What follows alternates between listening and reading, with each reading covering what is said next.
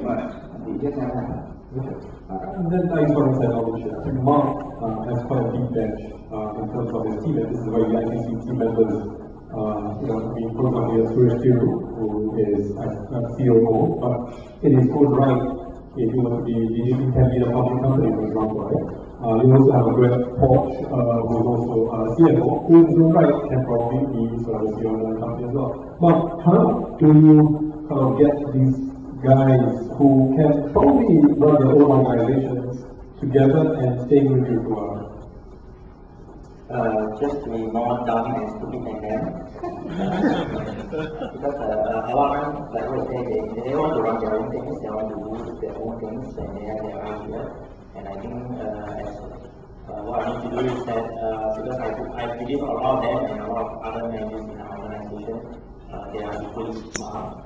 So just try to be supportive and then hopefully that they will do great work. And I think my job is try to create that environment that allow them to prosper and to be able to do a good job on their part.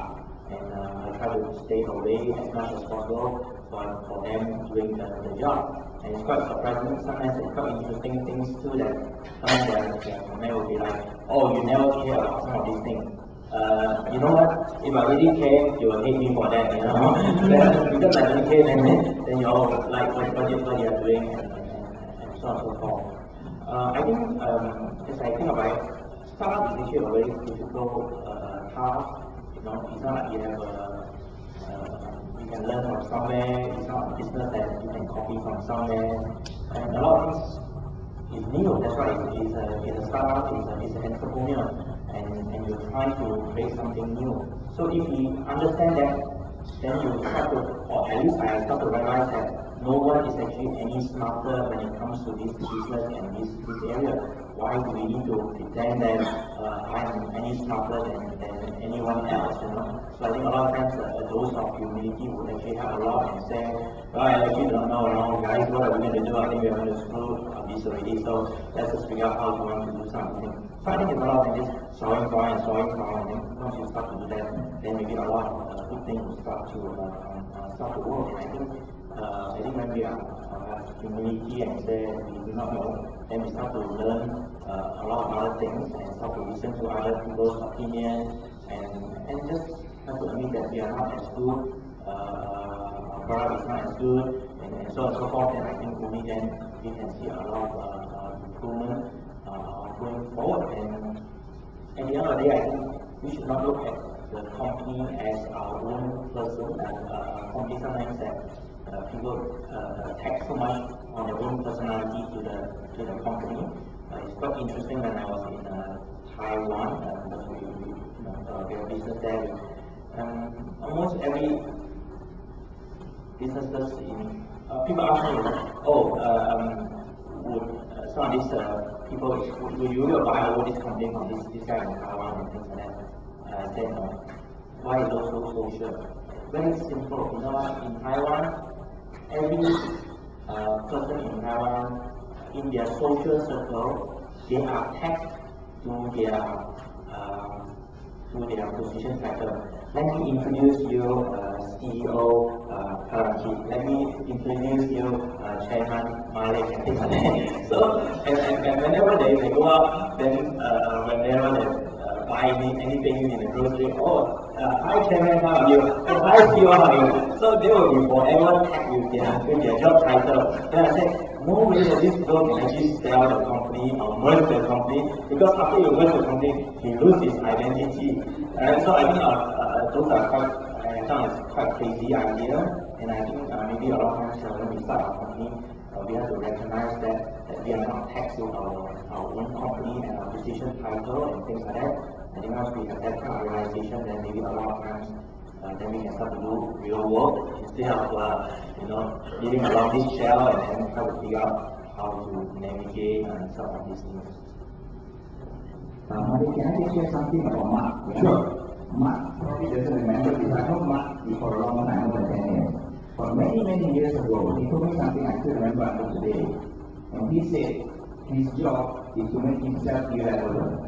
And he said the day he can make himself irrelevant is the day he's done a really good job. That's why getting such a great team that, you know, if for some reason he has to leave it, the company still runs very well. So I think he's actually done a fantastic job doing that actually.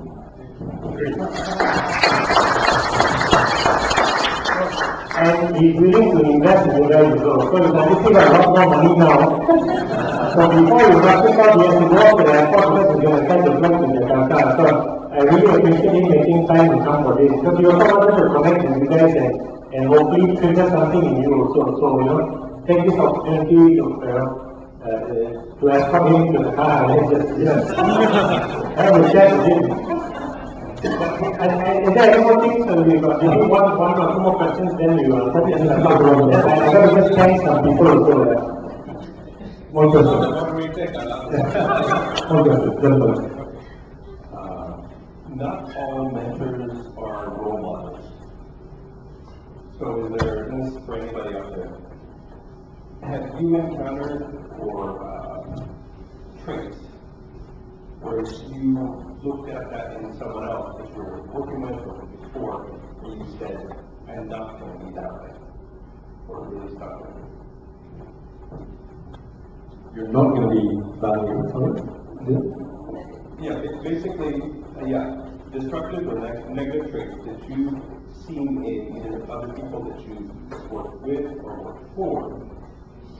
And I guess the gist of my question is basically, again, not all mentors are role.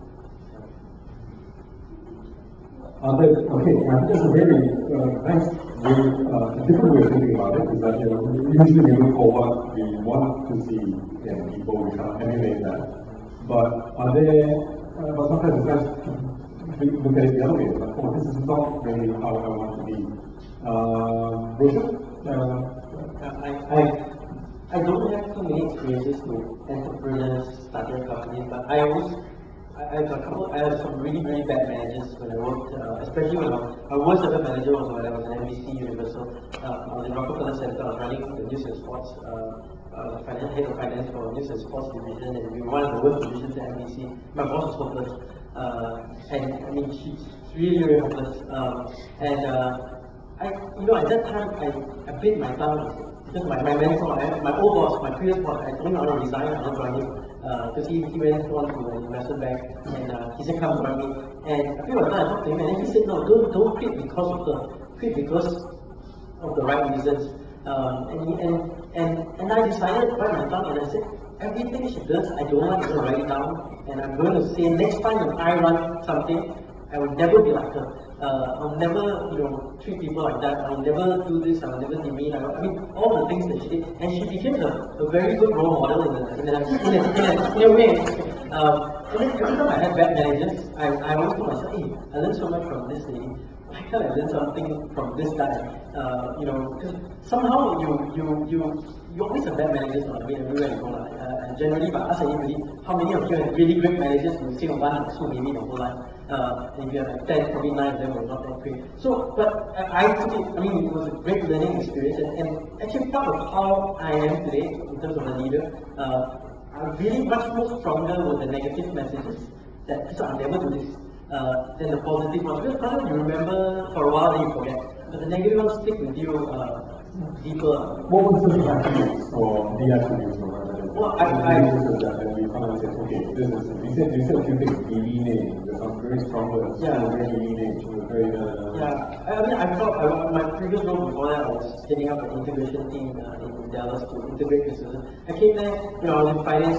She said, I want you to do this part of finance, which is account reconciliation. If anyone knows account reconciliation, it's like the most demeaning part of finance, or the lowest of the lowest form of finance. And I was like, I've already done this big role and you're making, and then she came in and she's like, there's no office space, go find your own office space. There are little things like basically made you feel like you were nothing. Anytime you did something well, it was, okay, and so there were things about, I think a lot to do with how people, I always thought about getting the job, but as I dealt with her, I realized how important the little things matter, in terms of how you do people. There are other things, but really the lesson, everybody is important. I felt like we really, I didn't want to do anything for her, or even help her. And ultimately, I was successful somewhat because I actually was on a plane ride with the CFO of the company. And we were going to and we did, I happened to be there, and he saw me in action, and he said, "Hey, you're fantastic, what are you doing?" I'm doing account reconciliation and some small things. "Hey, I have an opening as head of news, head of finance for our news division. You want to do that?" I was like, "Of course." And I got promoted not because of her, but when I went to the news role, to me, I was like, I'm going to do everything that she didn't do. And she became the benchmark for me. I can tell, I can tell her, so she must have someone in mind. Did anyone react and say, hey, this is not going to be? Mine also came from my corporate time, but it was such a short stint, but yet I truly believe now that it's not easy to manage people. Obviously, in any startup, getting a team together and doing what you think they should be doing is very, very tough. But there are, what we call the reverse role models that I've encountered in my life to just take it as a lesson and try not to do what they were doing. I believe that the saying that God is fair and everyone has their strengths and weaknesses, and your strength is very unique to you, and your weaknesses is also very unique to you.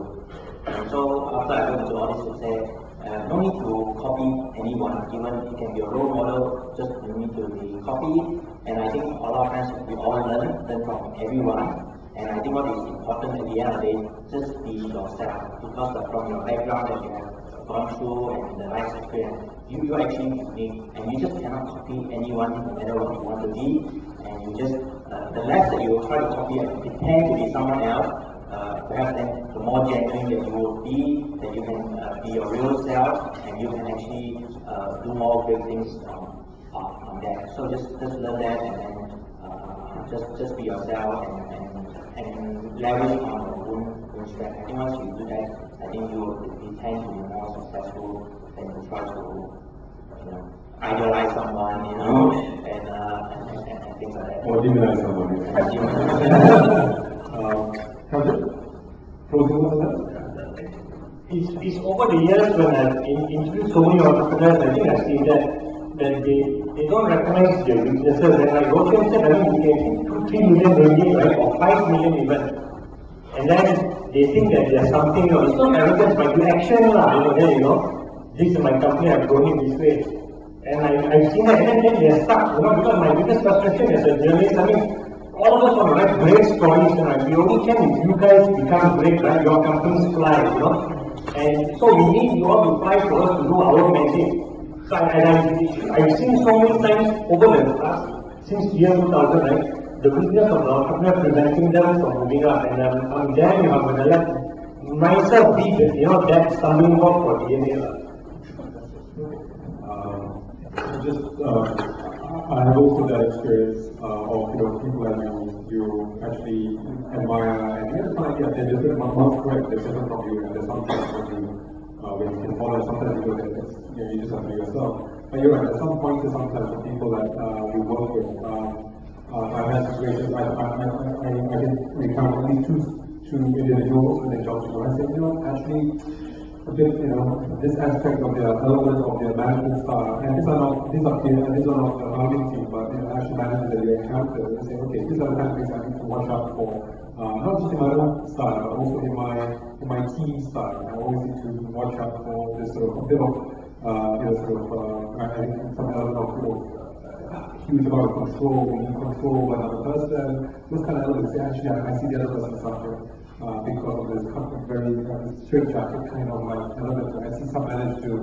So right now I'm actually seeing it, I've seen it also, I was in Maxis before, and I used to have a COO who also had this who did not, unlike Mark, was very experiential to you. And whatever he did in the past worked, and whatever worked he will transfer to a new country, but actually without any listening to the local environment and things like that. So I always whenever you enter new markets or new places or even new situations, you always need to at least kind of open there and not use your own experiences to judge an issue. So these are little tips and tricks, little things that I figure out from various folks. I think that's a very great example of you don't just let more people you admire, but also you're learning from people that you can't say, oh my god, it creates such a tension in organization like this. So that's a great question, and with that, we'd like to thank all the panelists this evening, and then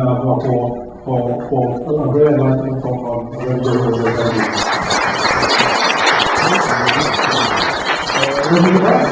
I think one of the reasons why we picked this venue also is to get your feedback on what you think of this venue. Because I mean, at some point we're going to have